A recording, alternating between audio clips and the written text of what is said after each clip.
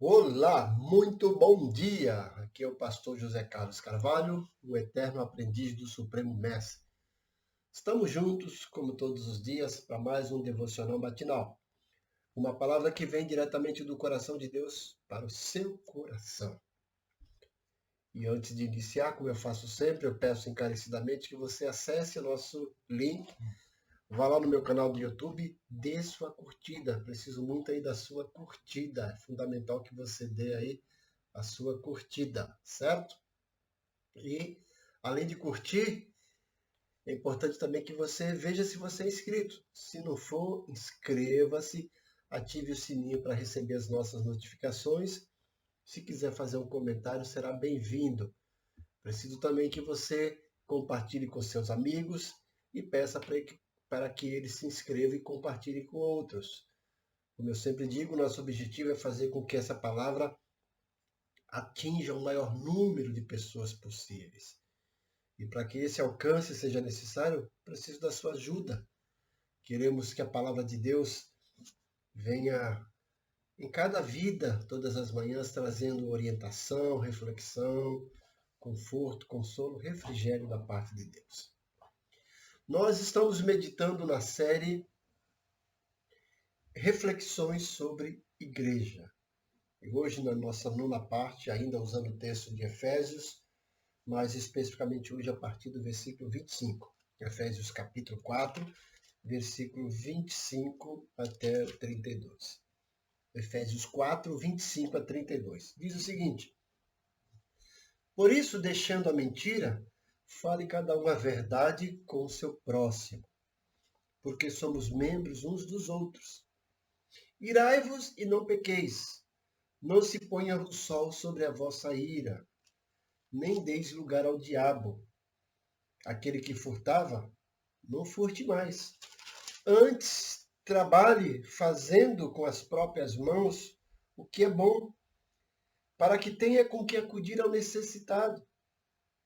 Não saia da vossa boca nenhuma palavra torpe, e sim unicamente a que for boa para edificação, conforme a necessidade, e assim transmita graça aos que a ouvem. E não entristeçais o Espírito de Deus, no qual foste selado para o dia da redenção. Longe de vós toda amargura e cólera e ira e gritaria e blasfêmias e bem assim toda malícia. Antes, sede uns para com os outros compassivos, perdoando-vos uns aos outros, como também Deus em Cristo vos perdoou. Ontem nós falamos um pouquinho sobre esse texto, mas abordamos mais o versículo 22 a 24. Trazemos aí para vocês, ou trouxemos para você, uma fórmula, que é o DRR. Despojar ou despir, renovar e revestir. Falamos que igreja é um lugar onde Deus colocou pessoas para ministrar sobre as nossas vidas, para que nos aperfeiçoemos e alcancemos a maturidade.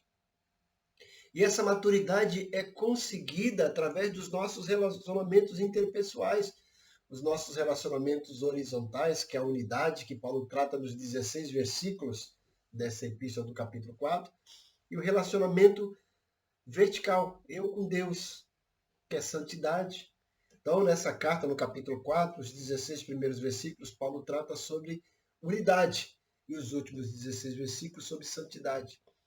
Então, nesse processo no corpo de Cristo como igreja, que a igreja está aqui e é a única representante de Deus, é nesse contexto de igreja que Deus trabalha no nosso caráter, na nossa vida, nos tornando cada vez mais santos e nos usando para termos unidade com o próximo.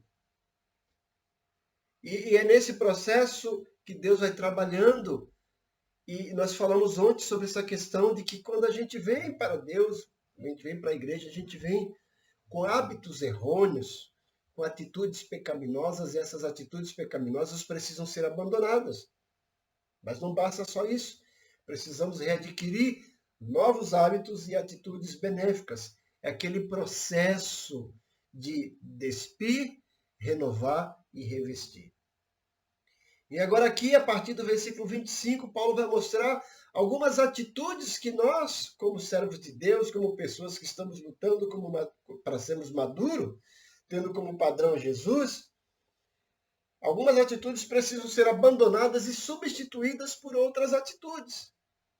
E ele começa aqui no versículo 25. Por isso, deixando a mentira, fale cada um a verdade com o seu próximo, porque somos membros uns dos outros. Então, Paulo coloca uma atitude errônea, um hábito prejudicial, um pecado que precisa ser abandonado. Imediatamente, ele coloca a atitude positiva, a nossa postura correta, e diz o porquê disso. Então, ele começa dizendo que agora a pessoa que está na igreja, lutando para se tornar maduro nesses relacionamentos interpessoais de unidade e santidade, nesse processo ele precisa abandonar a mentira. E não só isso, procurar agora ter um padrão de falar a verdade. E por que precisa abandonar a mentira e falar a verdade? Ele diz, porque nós somos membros uns dos outros. Então, na vida do cristão, isso deveria ser para toda pessoa, não é só o cristão.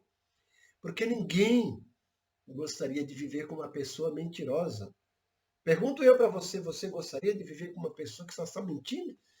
Você nunca vai saber quando ela está dizendo a verdade, você não vai conseguir levar ela a sério. E Paulo está dizendo que essas pessoas que tinham o hábito de mentir e que agora estão na igreja, sendo tratados pelo Espírito Santo e pelos outros membros ali do corpo de Cristo, para se tornar maduro, precisa abandonar esse hábito da mentira. E substituir esse hábito prejudicial da mentira por um hábito benéfico que é falar a verdade. E ele diz o porquê? Porque somos membros uns dos outros. Se eu estou mentindo para o meu irmão, automaticamente estou mentindo para mim, porque eu sou membro do corpo. É como se um membro aqui do meu corpo, a minha mão, mentisse para o meu olho. Isso é impossível. E na igreja também deveria ser isso. Deveria ser impossível uma pessoa mentir para o outro. Na realidade, não só na igreja. Se nós tivéssemos um mundo de pessoas sinceras, teremos uma qualidade de vida melhor. Teremos os nossos relacionamentos muito melhores. Mas muitas pessoas vivem ainda a vida de mentira e arrumam desculpa, né? Dizem que é mentira santa. Isso não existe mentira santa. Mentira é errado, é prejudicial. E Paulo fala, você que está no corpo de Cristo, que é membro desse corpo e que está nesse processo de maturidade, abandone a mentira. Fale a verdade, está no versículo 26. Depois ele diz no 28, aquele que furtava, não furte mais. Antes trabalhe com as próprias mãos, o que é bom, para que tenha com que acudir o necessitado. Então, mais uma vez, um hábito prejudicial, o furto, o roubo. Muitas pessoas que entraram ali na igreja de Éfeso tinham esse hábito pecaminoso, esse hábito errado. E hoje também nós sabemos que roubar não é só um pecado, não é um hábito errôneo, é crime. Mas muitas pessoas ainda vivem nessa vida de querer roubar, subtrair algo do outro porque acha que é mais fácil. Você gostaria de ser roubado? Então também não roube outro. A gente sempre deve pensar, não vou fazer para o outro aquilo que eu não gostaria que fizesse por mim. E Paulo está dizendo, olha, se você tinha o hábito de roubar, abandone esse hábito. Você está num processo de maturidade. Abandone o hábito do roubo. Substitua, o que ele diz aqui? Por trabalho. Porque aquela pessoa que para de roubar, mas não trabalha, vai viver do quê? E aí vai ser estimulado a roubar novamente. A necessidade aí vai fazer com que ele volte a roubar. Paulo falando, pare de roubar. Mas isso não é suficiente. Comece a trabalhar. E ele ainda diz o porquê.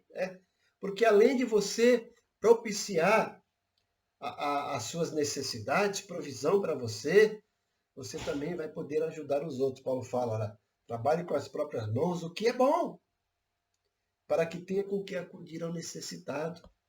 Veja que é esse contexto de igreja que Paulo está colocando.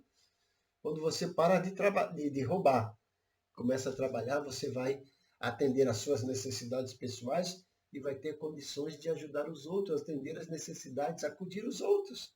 Quando você precisar também, será acudido.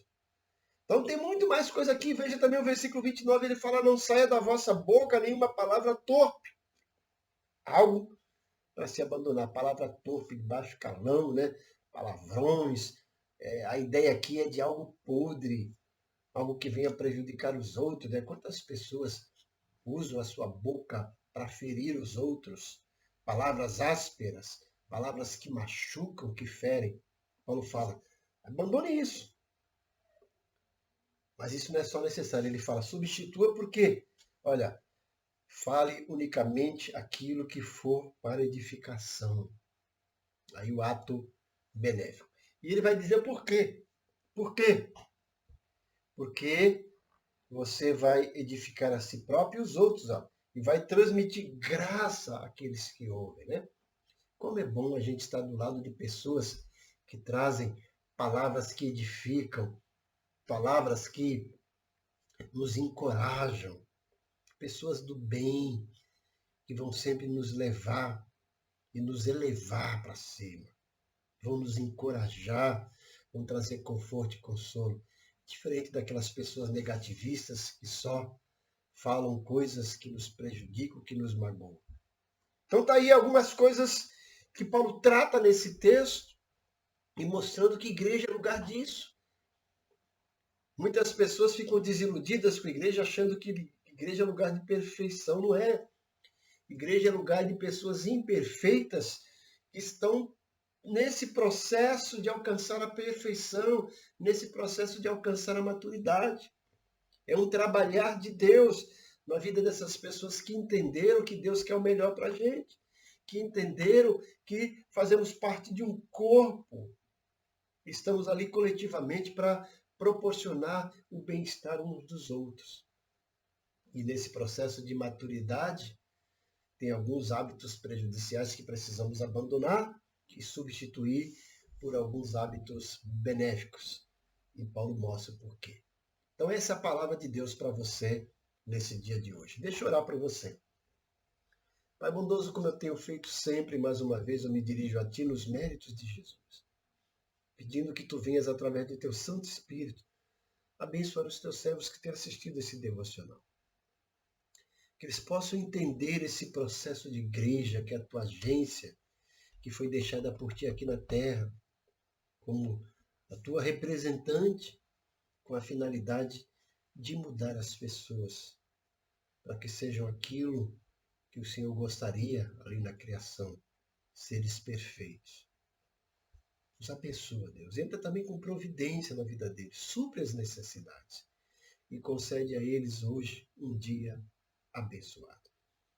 Eu te peço isso, agradecido, em nome de Jesus. Amém. Mais uma vez eu agradeço a sua colaboração e desejo a você um dia abençoado, um dia pleno, cheio de realizações, um dia dirigido por Deus. E pense no que eu estou falando, medite, procure mudar a sua vida para agradar a Deus e para ser uma pessoa benquista. Isso vai fazer bem para você. As pessoas vão se sentir bem do seu lado. Deus te abençoe grandemente. Amém.